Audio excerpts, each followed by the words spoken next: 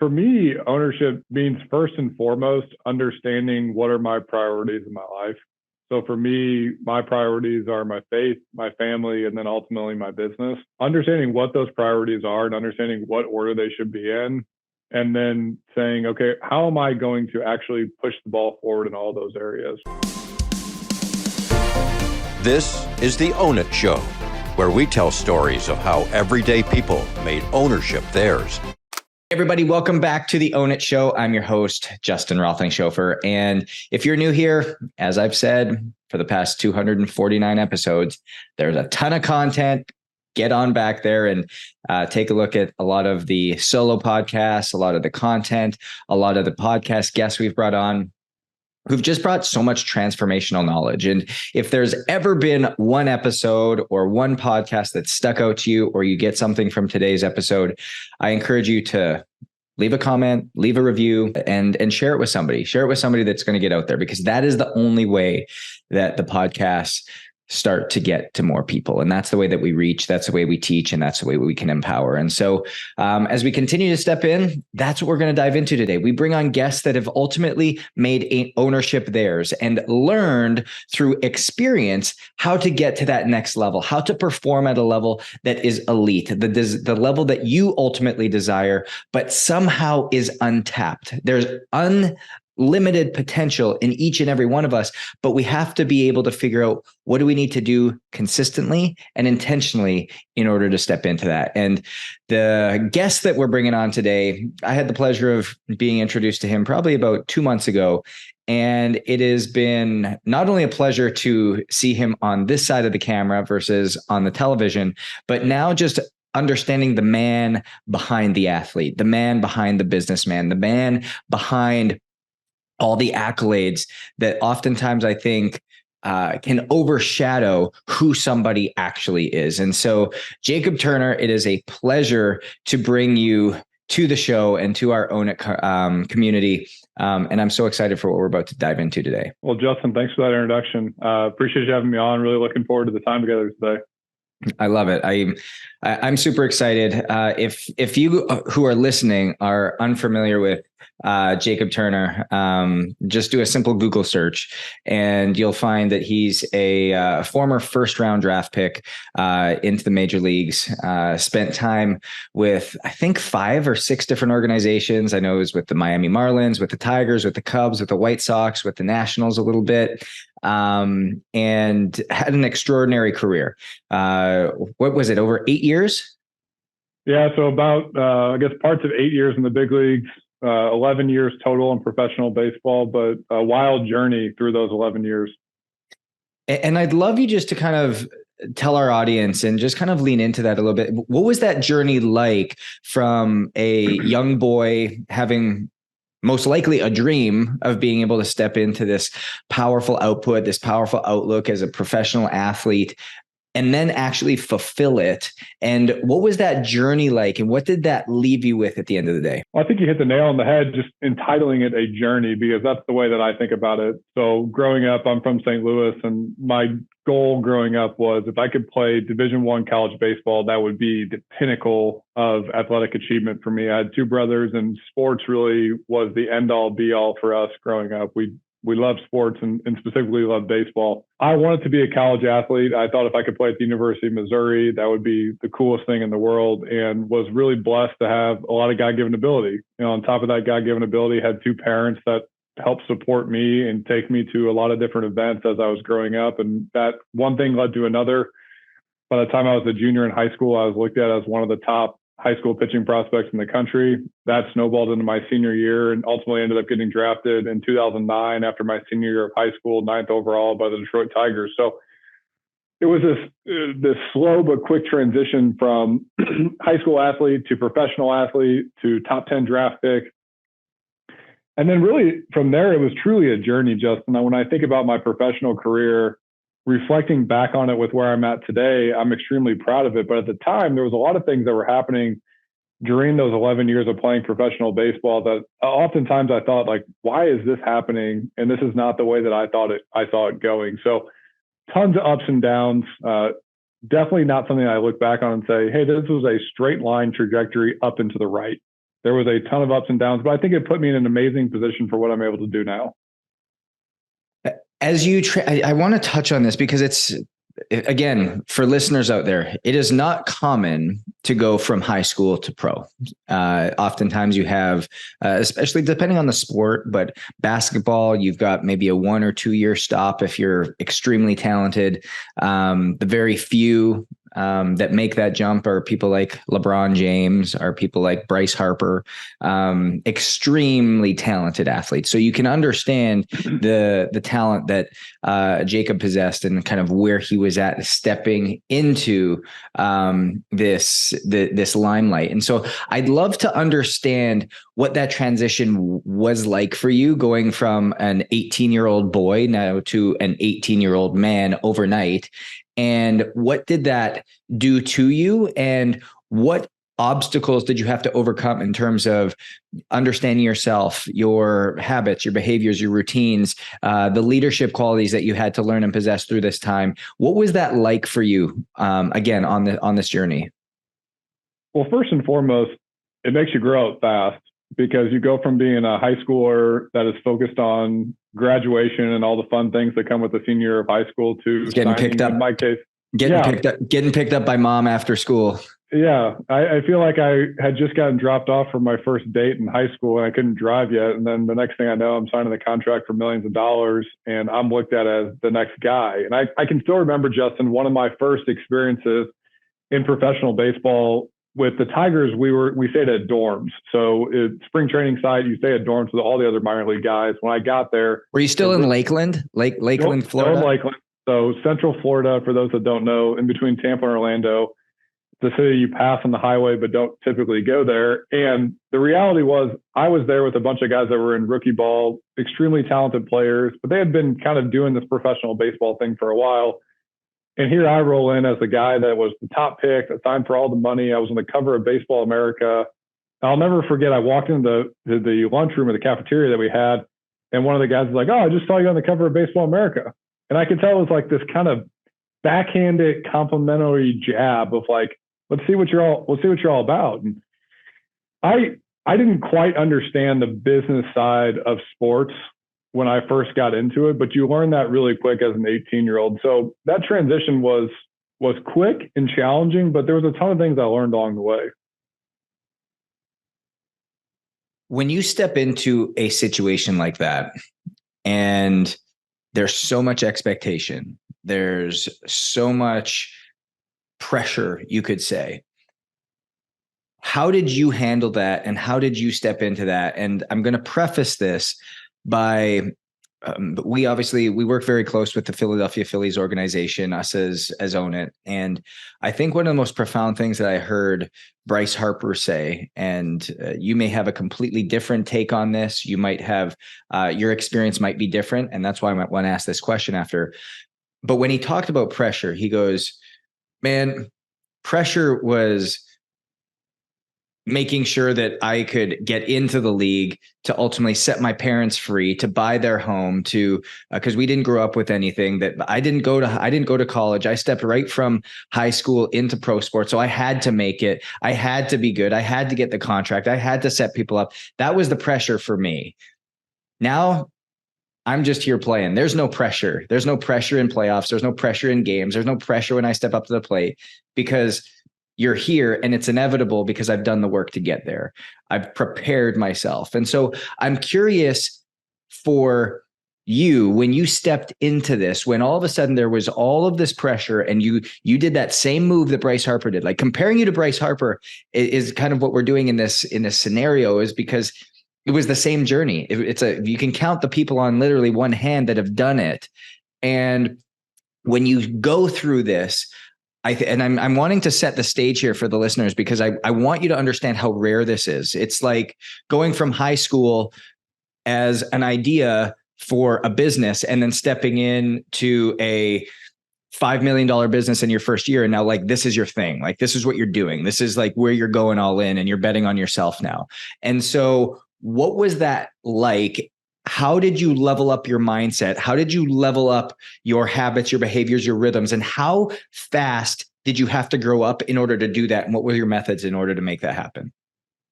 I think I'll start with the first point is what is pressure inherently? And the real thing is, I think, Justin, you probably feel the same way, not to put words in your mouth, but you and I both as leaders and people that truly are looking to always drive the ball forward, we are instilling more pressure on ourselves than any outside person will ever instill. For sure. So I think I'll start with that. When people say like, oh, did you have pressure by being a first round pick or by signing for all this money? I would tell everybody the same thing. Like, look, my expectations internally were always higher than what anybody's outside expectations were. Yeah. The second thing is the way that I was able to reduce pressure in my mind was I just did the same thing I did whether I was a 10-year-old playing baseball or I was a senior in high school or whether I was a professional athlete. Good. I felt like if I went out there and I put in all the work that I could possibly do, and I went out there and I competed to the best of my abilities, and sometimes that worked out and I had great games, and other times that was total flops and I had terrible games, that I could sit there at the end of the day and know that I felt confident with everything that I put in. So the pressure was inherently a little bit different in my mind. And then I think the third piece is more of a strategic piece. And when you talk about Bryce, I think the one thing that Bryce has done an amazing job of has just gotten, not that he ever wasn't doing this, but he's gotten back to this point of just truly competing. Yeah. When I saw him play in the playoffs this year, you can almost see that look in his eyes of his only thing he's thinking about is competing. The same way he was thinking about competing as a 10-year-old before he was on the cover of Sports Illustrated as a 16-year-old, before anybody knew who Bryce Harper's name was. And I think that's the shift for guys that can take it to the next level, and not only take it to the next level one time, but consistently, is they just get back to competing. You know, there's another guy in the Phillies, Nick Castellanos, who I got drafted with. He was drafted the year after me with Detroit. Nick is an awesome dude. And one of the things I've always respected about Nick was just his ability to stay the same person and be able to compete on the field. When I look at Bryce and Nick and I saw them playing in the postseason, that level of focus and that level of being able to block out everything else. Everybody says that, but you can see the level of just competing and letting everything else fall by the wayside. So I wrote something down here as you were writing as you were speaking, because there's something I think very innate in what you said. And listeners, I want you to capture this and I want you to hold on to this, because a lot of times when you step up and you feel like there's pressure, or you feel like you have to perform, or you feel like you have to show up, it can generate some feeling or spirit of fear. And fear is what ultimately will cripple us. It will hold us back from getting the results we want. It'll start to create doubt and questioning as whether we can do it. But there's only one equal and opposite reaction that overcomes fear, and that's love. And it sounds like very hokey and very like high level, but no, love casts out fear. And so what do you love to do? And it comes back to, in the sports world or in these other worlds, it's the love of competition. It's, I love to compete. I love, like you probably stood on the mound bearing down at whether it was Derek Jeter, whether it was Sammy Sosa, whether it was Mark McGwire, whether it was Barry Bonds. It's like, I'm standing on the mound. I love to compete. It's you versus me. And you have a love for the competition. You have a love for the feeling of the ball in your hand. You have a love for whoever it is was calling your game behind the plate. Like, you have a deep love for that. So when there's love, there can't be fear. And you can't start questioning and doubting. And I think that's that same thing you saw in Bryce's past playoff, as I know exactly what you're talking about, is it's just this deep love to compete. It's not, oh my gosh, am I going to do it? It literally means that your outcomes are inevitable. You're going to go, I'm going to strike you out. Whether I strike you out or not, Yep, it doesn't matter. I love to compete, and I love that I have the opportunity to show up in this way. And that changes that game and eliminates that pressure no matter where you're at. Well, to touch further on that too, whether it's in sports or business, I think one of the hardest things for people to do is when they're on the come up and they're trying to establish a name for themselves, whether it's building a business and they're trying to establish the name of the business, they're trying to establish their first bit of revenue, or they're an athlete and they're trying to make a name for themselves in the sports world. It can almost be easier, I think, to compete when you're on the come up because you almost have nothing to lose. Nobody knows who you are. You don't have these expectations.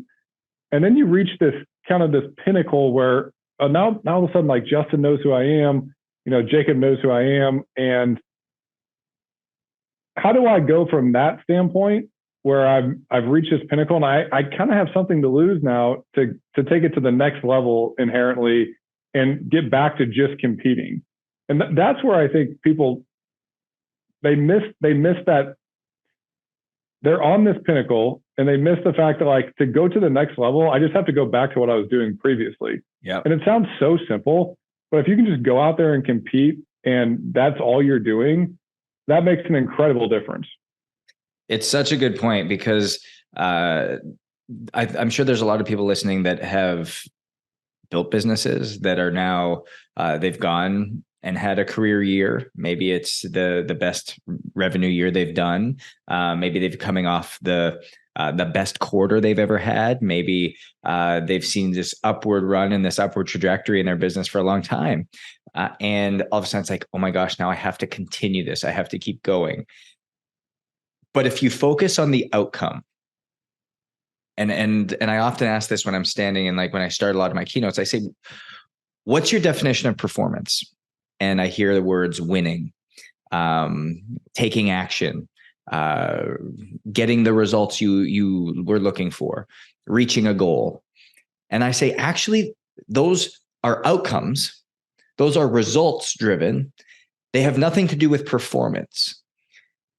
And when we think about performance, it's all about the preparation. It's the desire and capacity to have intentional and consistent behaviors that help us to perform at our ultimate potential. And so when you come back to this concept, if you've realized results or you've realized an outcome that you really like, you can reverse engineer that back to, what did you do? What were the habits? What were the behaviors? What were your mindset? What were things that you were doing consistently and intentionally that got you there? And the reason why the best performers, the people that continue to show up year after year after year after year after year, and that's just like, man, Mr. Consistent, just like gets results, just does it. It's because they've engineered those results. They are super hyper aware and consistent on a select number of things that they put into place through behaviors that outcomes are ultimately inevitable. It's about building the process. I remember with the Cubs in 2016, Joe Madden became the manager, and we had a sports psychiatrist there that was really instrumental in helping a lot of guys. And one of the things he always talked about was, to instill confidence and to build confidence, you have to have a process. At the time, I thought, like, what is this guy talking about? You got to have a process. What do you mean? Like, I got to stretch the same every time? But really what he was talking about is the same thing there, Justin, where you're just reverse engineering what it takes in order for you to go out there and have that level of, I'm just going to compete. And I know if I do all these things beforehand, I'm going to be able to go out there and compete free and easy. And then I know if I can do that, the results will just continue to follow that. I think that's one thing that people miss when they struggle at something, and that sports is a great teacher of this. You struggle with something and you fail one time, you fail two times, and you think you got to change everything. When in reality, you maybe just haven't been doing it long enough and you're just not quite good enough at it yet, but your process isn't broken. You just need to stick with the process a little bit longer to see the results that you want. It's so good, because you're exactly right. I think we bounce between things so often that we don't have the wherewithal and the staying power. And I know we've connected a lot on, like, the spiritual side of things. And when you're truly convicted on something, it gives you that staying power. And we oftentimes go off of feel. We go off of what feels good to us. We go off of what do we feel like we need to do, rather than really getting connected to what we're called to do, really connected to what we're pulled into, really convicted on what our purpose is and what is being spoken into us. And when we go off of feel, or what it is that we desire, maybe it's an earthly desire, maybe it's a worldly desire, whatever that is, that will always mitigate our patience. That will always mitigate the time that we're willing to stay in it, because we don't know what the outcome is going to be.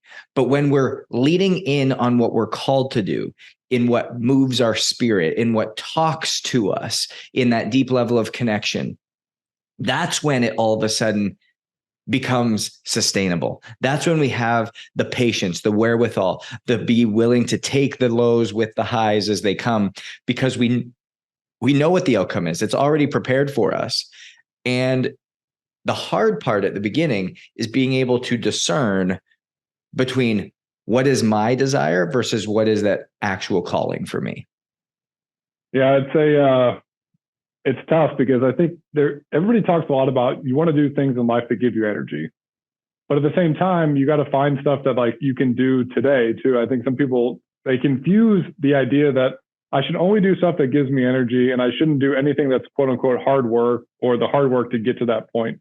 And sometimes you have to earn the right to be able to do the things that just give you energy. And I think there's this misconception now that, you hear people talk online and on social media and they're like, just focus on what gives you energy. But the reality is it takes building to the point that you can just focus on those things. Yeah. I'd ask you, in your life, did you ever have an inflection point where you realized, wow, man, I am really starting to just focus on what the outcome is and I need to get back to the process? Yeah. I mean, for me, that was what I call success without fulfillment. That was my third contract in the NHL as the performance director. I knew that it was my time to step away. I knew I was being called to something else, but my ego and my identity was tied up in that thing, the team, the league, and I started to focus and put my worth and my value in the outcomes. If we won the game, if we had the lowest injury numbers in the league, if we had the lowest sickness numbers in the league, and all of these things that before were just kind of happening, were just kind of coming because of the process. But all of a sudden, I started to obsess about the outcomes and the results. And because I tied to what my value was. And if I was doing a good job and if I was continuing to push the envelope and all of these things. And it was at that moment that I was like, there needs to be a change. I'm called to do something else. And I need to rearrange and restructure where I'm putting my time, energy, and focus. And that was when I stepped away from the league and got back to that system and that process. Because to your point, we don't rise to the level of our goals. We don't rise to the level of our desires. We fall to the level of our systems.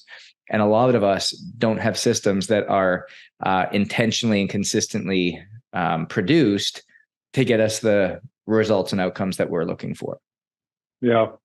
The other thing I would add to that too, for anybody listening, if you're on that come up journey, you don't have to have all the systems and processes figured out on day one. It's an iterative process. I know for me, even now as an entrepreneur, it's still an iterative process of like, what are the highest leverage things that I should be doing every single day?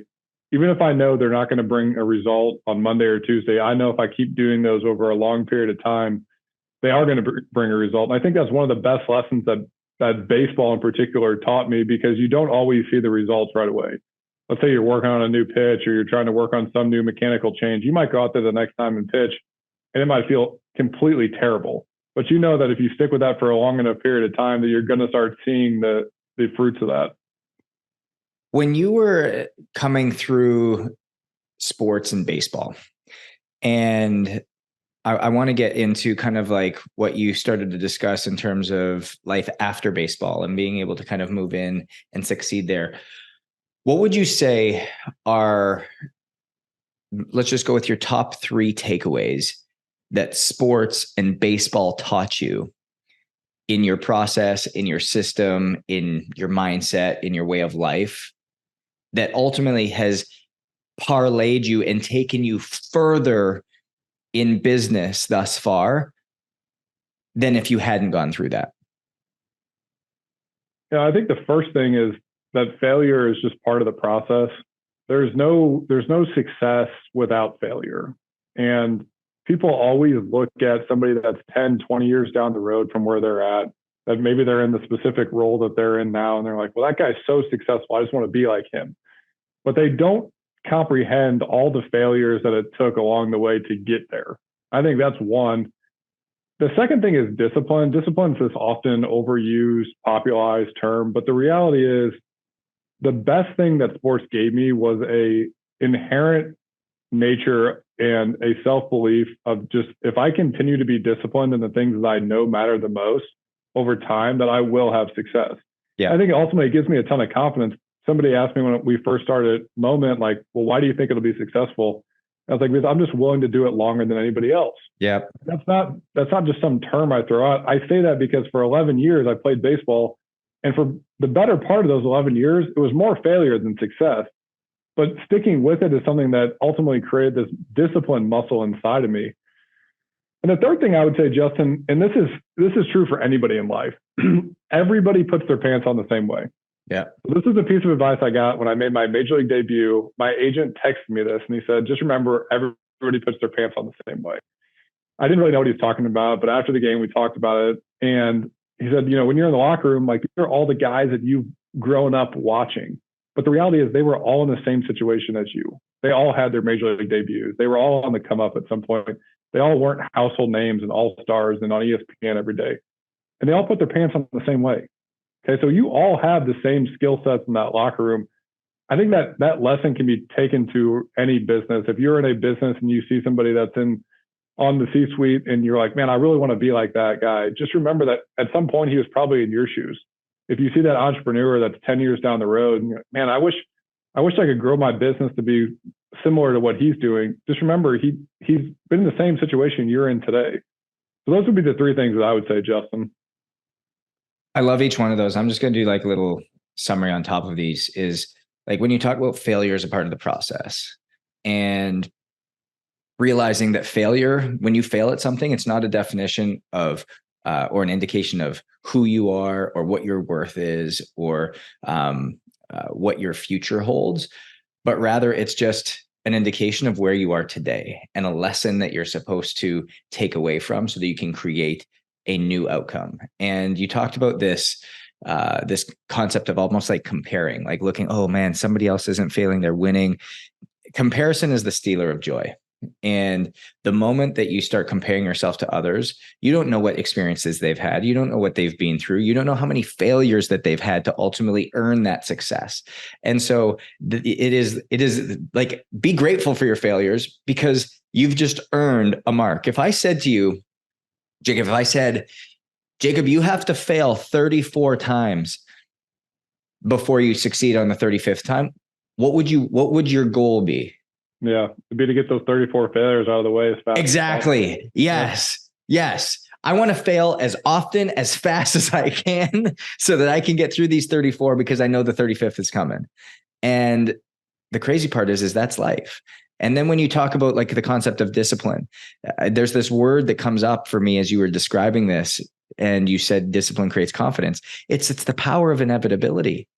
When you have this process and you're just willing to stay in it, this process that fills you up mentally, physically, spiritually, emotionally, it creates a rhythm. It's something that is there, man, you're going to have the staying power so that your outcome is inevitable. Maybe it's 1 year, maybe it's 5 years, maybe it's 15 years away, but you will be there. You'll still be there. And like Tom Brady still here, right? Like what he keeps saying. And that's like that concept that keeps coming back to this.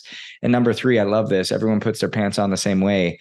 You can do it. Like everybody has their own journey. It goes back to this concept of what we talked about is everyone's on a journey. And if you're willing to be on that journey and stay on this journey, your success is inevitable at the end of the day. So I absolutely love each one of those points, and they transition. I don't know if you've noticed this, but athletes want to be in business, and the business people want to be athletes. And there's this ecosystem that has a nice play on it, and you're able to see these concepts go back and forth so readily. Yeah. Well, to touch on a point that you made, when I think about how all those things tie in from sports to business, I always hear people talk about youth sports. And they talk about, should my kid play the highest level, and should I pay for every single thing that's out there, and should they play 7 times a week? And the reality is, I don't know. Okay. If you think your kid's going to be the next Tiger Woods, by all means, go for it. But the thing that they miss is the lessons that those kids are learning along the way. My son is a hockey player, right? So he's 6 years old. He's in his first full season of hockey. He's learned more in the last 2 to 3 months playing hockey than like I could teach him if I talked to him every day about all the lessons that you need to learn in sports and competition and being a good teammate and sitting out and helping and passing. Like there's all these things that he's just inherently learning because he's playing the sport. And there's so many tie-ins from the sports that we play ultimately to whatever we're going to do in business or in life.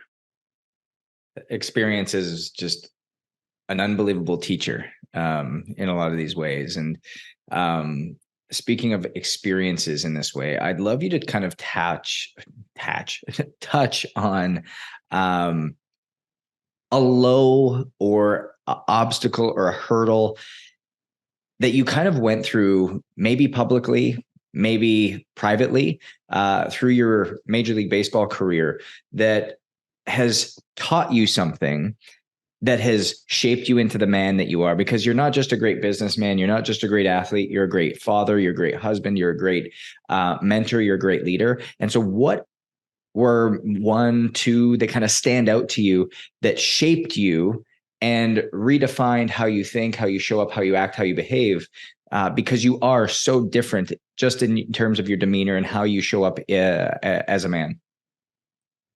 Yeah, there's a couple that stand out. I've had a lot of failures in my life, Justin, but one that particularly stands out to me is I was with the Miami Marlins. I made the team out of spring training. This was 2018, so towards the end of my career. Made the team out of spring training. We were in Philadelphia. I was the long guy in the bullpen. So think about the long guy as like, I'm basically essentially the last guy on the roster. So I'm every time I'm out there, if I don't go well, it could be like I'm getting sent to AAA. I go out there and I pitch, have a really poor game. Essentially, no, I'm getting sent to AAA. Get sent to AAA. Not only do I get sent to AAA, but I basically go to AAA and I'm now the lowest guy there because now I'm one of the older veteran guys. We're not a team that was going to make the playoffs. So a lot of the prospects are getting opportunities now. And maybe a month into me being at AAA, I get released from AAA, which was the low point of my entire baseball career. I'll never forget it. The manager calls me into the office. I'm in New Orleans, Louisiana. He's like, Jacob, it's not working. Basically, you can go anywhere, but you can't stay here. And that feeling of walking back to the locker room and packing up your stuff in front of your teammates, a lot of your friends, and you're not getting sent down, you're getting released. Like, you got to go find somewhere else. And I remember calling my agent and telling him, I'm done. Like, I've just had enough. There's been too many ups and downs. I'm done. He's like, just drive home, think about it. I'm about halfway through this drive home. It's like 7 or 8 hours. And he calls me. He's like, hey, we had this opportunity. Detroit wants to sign you and they want to go to AAA. I'm like, I don't know, man. What do you think? I'm not really in the headspace to make this decision. He's like, I think you should just go. He goes, what's the worst thing that could happen? He's like, if you just go and compete and try to find that joy of baseball again. Yeah. That was such a lesson for me because I went to AAA with Detroit and I had some of the most fun I'd had playing baseball in years, Justin. And I had no expectation of getting back to the big leagues. I had no expectation this was going to go anywhere. I just had the expectation that I was going to go out there and compete. So tying back into what we talked about at the beginning of this conversation, that was a huge lesson that I learned was I was so miserable. Even when I made the team with Miami, I was so miserable because I wasn't focused on competing and being on the field and being present. I was just focused on not failing. Yeah. Versus when I went back to Detroit, there was no expectation. I was like, I'm just going to go out here and compete like I did when I was a senior in high school. And it was incredible how much joy that brought me. So good.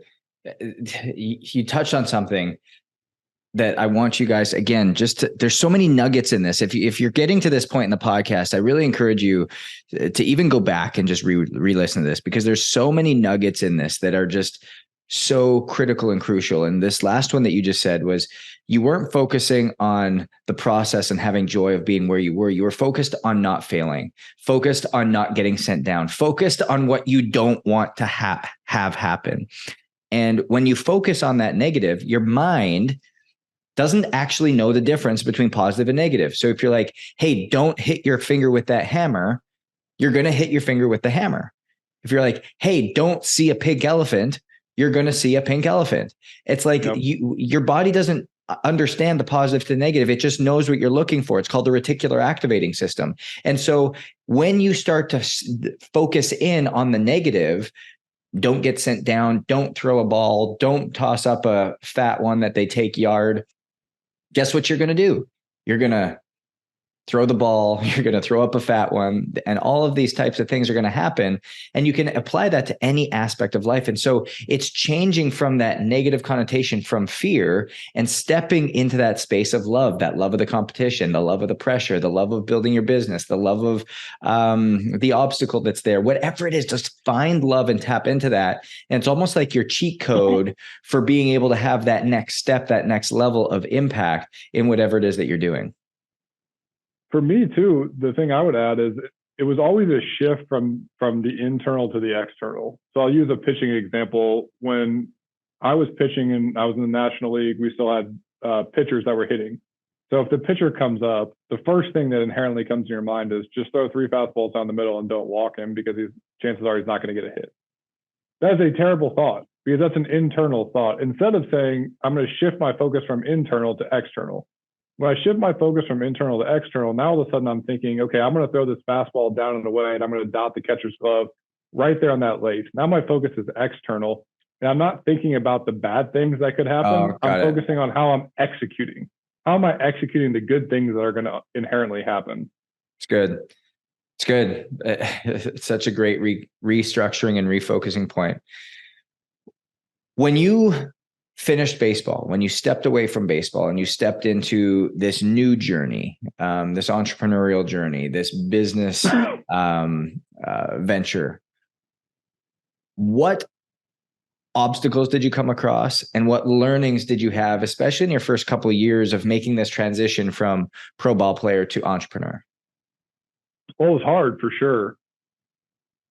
My last year in 2019, I played in South Korea, and I essentially knew at the very end of that season that was going to be my last year. I remember flying home, 15-hour flight with my wife and 3 kids, and just telling my wife, I think this is it. My heart just wasn't in the day-to-day grind that I knew it was going to take to have success. I knew that I wanted to do something to educate people around money and personal finance. It's something that I have a huge passion around, but I didn't know what that was going to be. And people tend to think from the outside that if you are a professional athlete, the minute you get done, well, your phone's going to be ringing. There's going to be all these people that are calling you, looking to hire you. The reality is that's not true. Everybody's living their own life, and nobody outside of people that were huge Detroit Tigers fans or were upset with how I pitched when I was with the Marlins knew who Jacob Turner was. And the fact that I got done playing, it wasn't like I didn't have some big announcement on ESPN that Jacob Turner is retiring from baseball. I was just a guy that played 11 years, but the reality is 90+% of people that play within 2 years, you're not going to remember their name. So there was a huge transition and learning curve for me, but I'll tell you, Justin, the biggest takeaway I had was I focused on increasing my skills and not increasing my income first and foremost. One thing people miss whenever they're transitioning from one thing to the next is they always look at inherently what the world tells them to look at. Well, how much money am I going to make? How hard am I going to have to work to earn that amount of money? Instead, what you really should be focusing on is what could I potentially build here from a skills perspective, from a network perspective, from things that I don't know about that could ultimately 10x my value a few years down the road. And it takes a lot of patience and it takes a lot of being humble to go there. But you're starting at the bottom of the mountain, and you got to slowly learn to build your way back up the mountain, just like I did with baseball. I love that perspective because it goes back to that time component, right? Like making sure that whatever you're doing, you love it so that you're willing to build the system around growing and having that staying power. Because the moment you try to shortcut something, it's going to have you fall, and the bottom's going to fall out at some point because there is no shortcut anywhere. As you stepped into that road and that journey, and you've built this great firm, and you're obviously helping so many people and pouring into them with where your passion is, what were you able to take from baseball, apply it here, and really be able to have the success that you're seeing in your process and your day-to-day? I think it goes back to the point I just made about being humble. So one thing I learned with baseball was you get drafted, but then you essentially start at the bottom of the mountain. You're in rookie ball, and you got to work your way up. In baseball, you have rookie ball, you have A ball, you have AA, you have AAA, and then you have the big leagues. So just because you get drafted and you become a professional baseball player, most people don't consider you a professional until you get to the big league. You're in the minor leagues and somebody comes up to you and they're like, when are you going to go pro? Like, well, I already am pro. Well, why don't I see you on ESPN? But you got to climb that proverbial mountain. I think it's the same way in entrepreneurship. And that's one of the things that I learned along the way was I talk about that, but what did I actually do tactically? So when I got done playing, I reached out to essentially everybody I knew that was quote unquote successful in business, that was kind of around the money, finance, investing realm. And I asked them if I could buy them lunch or if I could buy them coffee and just understand like how'd they get to where they're at. And if they could do it all over again, what would they do differently? So I was able to get a lot of different perspectives. From one of those perspectives was a guy that had built an incredible wealth management firm, a multifamily office. So they worked with a lot of ultra affluent families. And essentially I was like, hey, can I come work for you for free? I don't really need to or want to get paid. I just want to learn the skills and experience. And I did that for 6 months. 6 months, I went into the office from 9 to 5, and I was at the bottom of the totem pole. And Justin, when I say bottom, like the bottom, like the lowest guy in the firm. And that was fine with me because I was able to learn those skills, but it takes being very humble to go from being a professional athlete. And it wasn't like I was not Bryce Harper, but I still had a relatively decent ego about like, I'm a professional athlete and now I'm going in 9 to 5 and I'm doing the mundane work that nobody else wants to do. But it helped me learn so many skills and it was such a value add to what I'm able to do now that's what I encourage anybody to do. Humility in dropping your ego, death to the ego, and stepping in to learn a new skill. There's just I love these lessons because it's just something that's so true, and they'll have massive value for anybody, whether it's, hey, I'm trying to transition from my 9 to 5 into entrepreneurship. Well, great. Let's start to build that skill set. Let's go and get around those people. Let's go and invest the time and really start to see where you're at, because the moment that you start to invest in a certain area is the moment that your interest starts to go there. And so we have to make sure that what we're investing in is something that is not only a good steward of our gifts and our times and our talents, but also something that we're being called towards and something that's going to continue to be something that we can be within for a long term. And so, Jacob, as we kind of come and wrap this up and kind of get to the end, being somebody that has lived a life that is what I call a life of ownership, and somebody who's lived this out and embodied it in such a powerful way, what is your definition of ownership? It's a great question. For me, ownership means first and foremost understanding what are my priorities in my life. So for me, my priorities are my faith, my family, and then ultimately my business. Understanding what those priorities are and understanding what order they should be in, and then saying, okay, how am I going to actually push the ball forward in all those areas? We live in a society today that wants to make an excuse for everything that doesn't go our way. Doesn't go my way because XYZ happened. It doesn't go my way because that person didn't give me an opportunity. It doesn't go my way because I didn't have the same opportunities the other person had. And the reality is all those things might be true. You might not have had the same opportunities. You might not have gotten the opportunity the other guy got. But there are things that you are fully in your control that you can do to push the ball forward.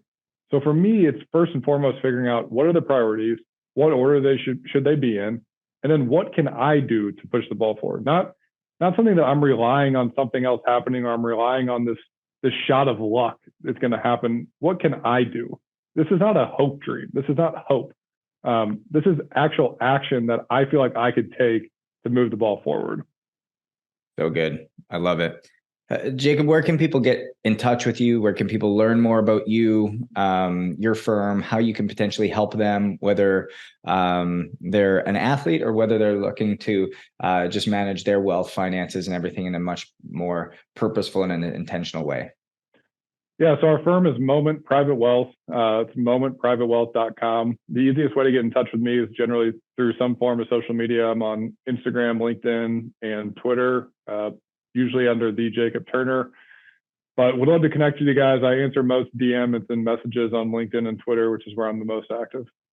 I love it.